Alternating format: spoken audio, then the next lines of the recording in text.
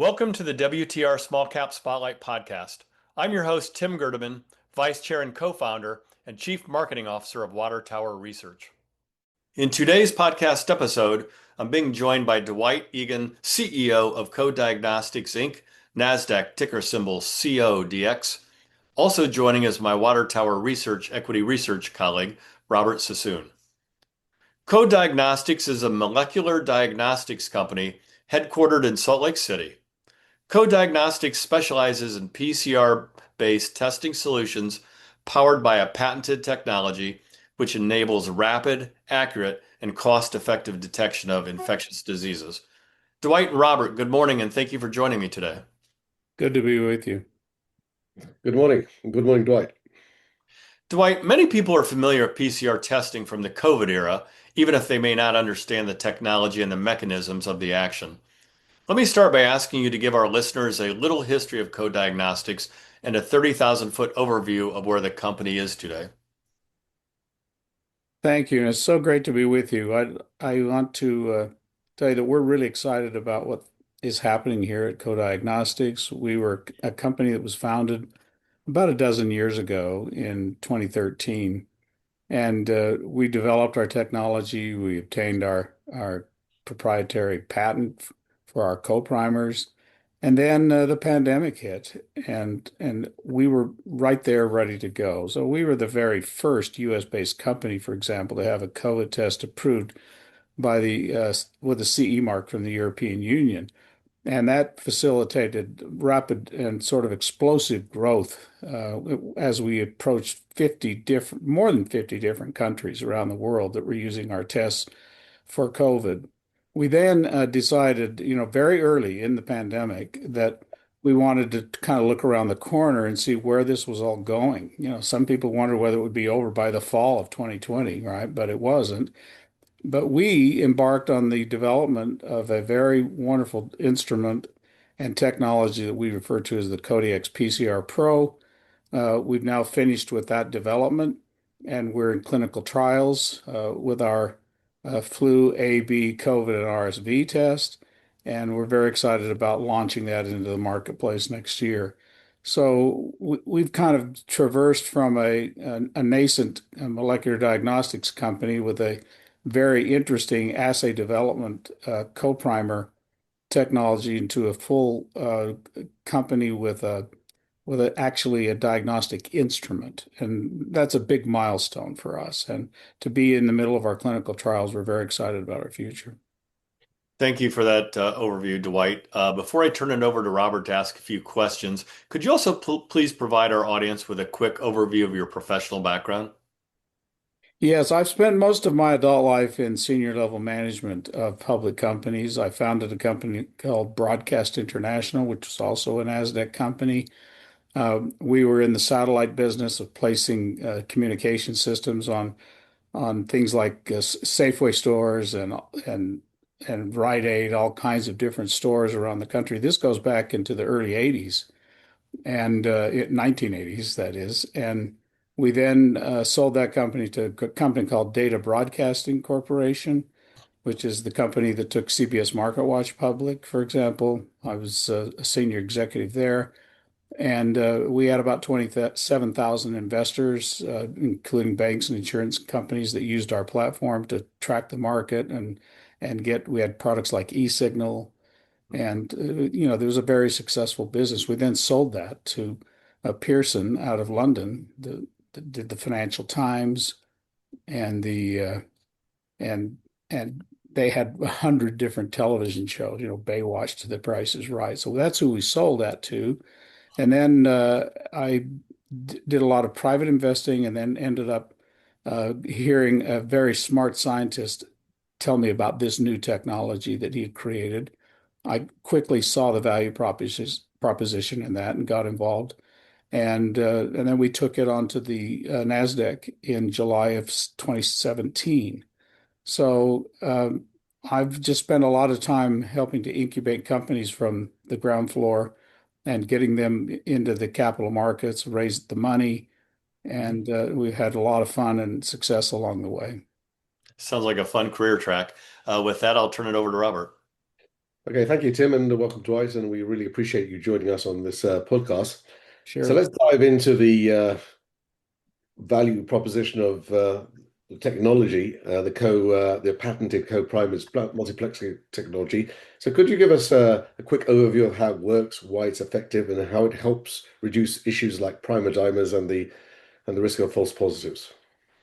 Yes, everybody is familiar, courtesy of the pandemic, of what happened when you had competing technologies. You had lamp technologies, isothermals, you had antigen tests and things like that. But the gold standard, which remained throughout the pandemic and still remains to this day, was the PCR test, the polymerase chain reaction test. It's a technology that garnered the Nobel Prize back in about 1984 when Dr. Kary Mullis invented it. And what we did with our co-primer technology is we enhanced it incredibly well. And we made it so that we can do multiplexing in kind of a class by ourselves. So when you see the tests that we're doing at Co-Diagnostics, it's generally not a single test. It can be, but it's more likely to be a multiplex test that tests for several different pathogens at one time. So you have one patient, one sample, one test. In 30 minutes, you have your result. Our test that's currently in clinical trial, for example, tests concurrently for flu A, flu B, COVID-19, and RSV. And it gives you all the results within 30 minutes or so on your smartphone with an in the cloud diagnostic algorithm sequence. And it is really a beautiful technology. So it enables us to make very complex tests. For example, we have a test that has been designed and is currently in preclinical trials in certain areas of the world that tests for human papillomavirus. But it doesn't just test for one, two, or three. It tests for 8 different targets that were all defined for us by the Bill and Melinda Gates Foundation, who helped support this test financially, like they did our tuberculosis test. And it makes it so in a 30-minute run, you can, again, with one test, one sample, one patient, in 30 minutes, you can have a diagnosis of all of those targets. It's a very remarkable sort of technology. And we do so without creating the false positives and false negatives, and as you specifically mentioned, the primer dimers. We really almost obliterate primer dimers in the normal course. Thanks for that explanation. So what would you say are the key features of the CODX platform that differentiate from many PCR diagnostics devices that are out there today? Well, aside from the technology features that I just mentioned, the overall benefits of this technology. Remember, this is a little box that's about the size of a tissue box, and it uses a little cartridge and your cell phone. So what differentiates it is that it's portable, so that it's really accessible. It can get down to places where PCR has never been able to go before. It's also incredibly accurate because it is the gold standard. It is real-time PCR. So when you get through being affordable and accessible in that context, and you also have accuracy that is gold standard, that's what differentiates it. And of course, the affordability of it. This beautiful device is going to be able to go to places where traditional PCR machines just have not been able to go, because a traditional PCR device normally costs somewhere in the $10,000 to $20,000 range. This costs, say $300 to $500 at scale. So it can all of a sudden be placed, in a doctor's office. It can be placed in a pharmacy. It can be placed in every school nurse office. It can go to all these places where a traditional PCR device was too expensive to go. So we give you the same kind of quality and the same kind of accuracy that you would get with a much more expensive system, and put it on a little device that can go anywhere. Well, that's quite an economic advantage you have there. So the company recently announced the launch of a dedicated AI business unit, though you've been leveraging AI for several years already. Could you share why now was the right time to formalize this initiative and how you're currently using AI across your operations?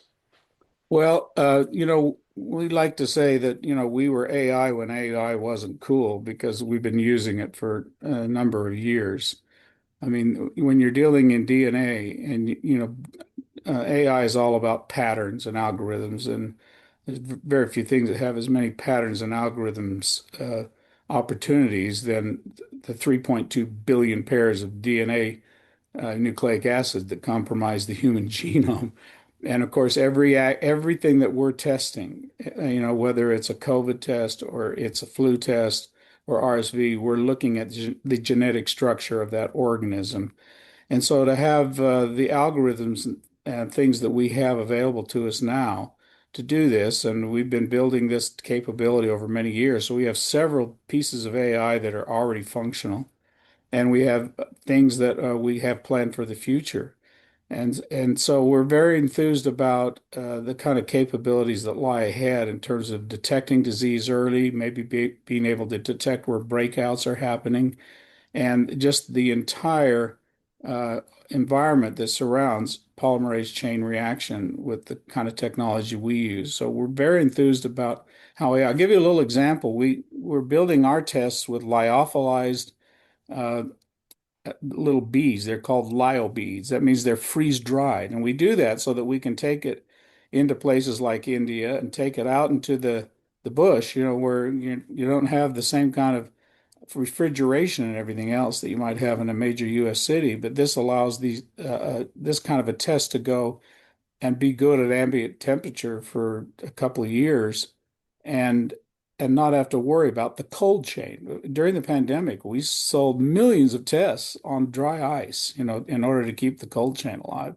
That's not necessary with this type of technology, but using AI, we have a little device, and this is something we're just developing.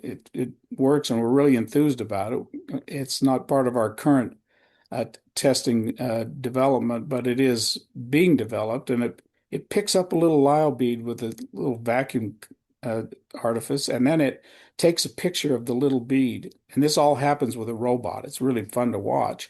It takes a picture of it, and then it compares it with 100 different good beads and a bunch of bad beads. And the algorithms detect instantaneously whether this is one that passes muster of quality control and can go into one of our consumable cups or not. And so from our production line, when we're manufacturing our tests and our consumables, to just developing the tests, AI is going to play a very important role in what we're doing. That's fascinating. Now we've talked about the technology, so where do things stand with your current testing capabilities? You've covered some of that, and could you walk us through your strategic pipeline and what's coming next? Yeah, we concentrate on, in our mind, what are the most important infectious diseases in the world. And so, tuberculosis, for example, is the biggest killer in terms of infectious diseases worldwide. There's about 4,300 people a day that die of tuberculosis. And the strange thing about that, Robert, is that it's a curable disease. You just have to detect it soon enough, and then you can treat it. But so we have a pipeline that focuses on these high use, high need scenarios. Of course, our upper respiratory panel that's currently in clinical trials in about 8 locations throughout the U.S. It tests concurrently for flu A, flu B, COVID, and RSV. That is obviously a very important part of the upper respiratory syndromic area, and you have to breathe to live. And so that's an important part of what we're doing. I've mentioned before the human papillomavirus test. That is the second leading cause of cancer deaths in India for women. So between that and what I've just mentioned, we have a very good looking platform portfolio that's coming out in terms of menu. And in the future, we'll be looking to add a multiplexed sexually transmitted infection disease panel. It'll include things like gonorrhea and chlamydia, trichomoniasis, and other things that again will be in one test. So you don't have to take 8 different tests or 4 different tests to get the result that you're looking for. And of course, we're looking to do a strep A. And if you really want to get it a little bit more in the future, go down 2 or 3 years. We have ambitions for personal pets, cats and dogs. And because there's a lot of people that have a pet dog or a pet cat, and they want to know whether they've got certain diseases. And this fits very, very well into that area. I don't know whether a pet owner will have our device in their home on their kitchen counter, but they certainly could if they want it. It's affordable. That's interesting. So, Co-Diagnostics is currently transitioning from a pandemic era testing company with revenues limited to legacy PCR test sales and grants to a hardware-driven international razor and blade business model. So, can you run through the key aspects of your commercialization strategy, how quickly you can meaningfully monetize your platform, and what steps remain to complete the company's business model evolution? Well, there's a giant market. Let's start with that. Worldwide, there is just a giant diagnostics market, somewhere in the $200 billion range. Now, the molecular diagnostics is a subset of that, and clinical diagnostics is a subset of the global worldwide scenario we're talking about. But we have a large market, and it's growing rapidly as well, particularly in the molecular diagnostic space.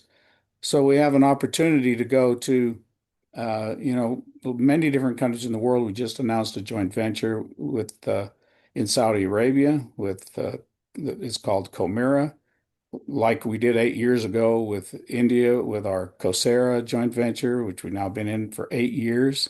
So I think one of the interesting things is there's plenty of market for us.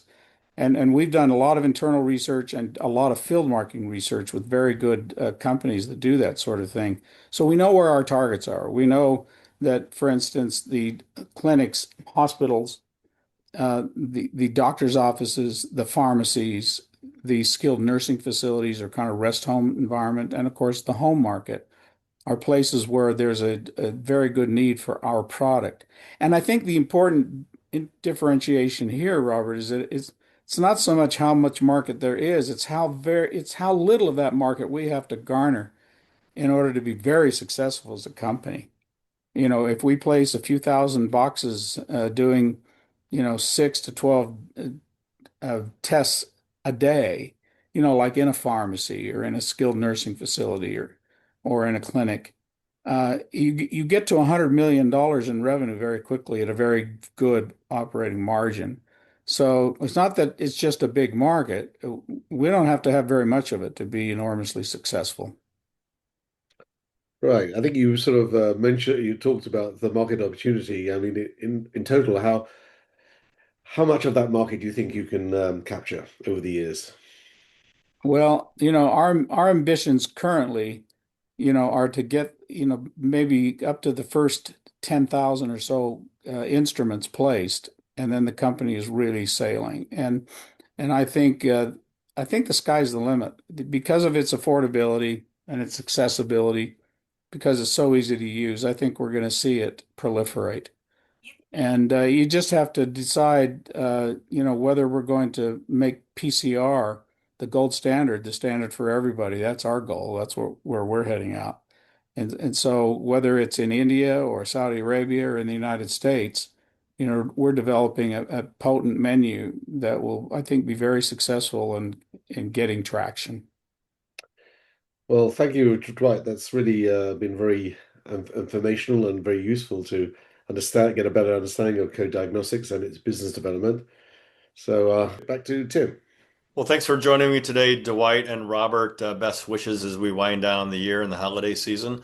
And particularly best wishes to you, Dwight, as you start the rollout process. Sounds like a really exciting business. And my brain's kind of spinning thinking about the total addressable market globally is massive. So you should have a lot of fun out there. We're excited about it and really looking forward to 2026. I think this is going to be a great year for us. Thank you for listening, and don't forget to subscribe, as well as visiting www.watertowerresearch.com to stay up to speed on the company's small cap written research reports, podcasts, fireside chats, industry-specific symposiums, and conference schedules. We will see you next time for another edition of the WTR Small Cap Spotlight podcast. Finally, a special thanks to the producer and editor of the podcast, Krista Fitzpatrick.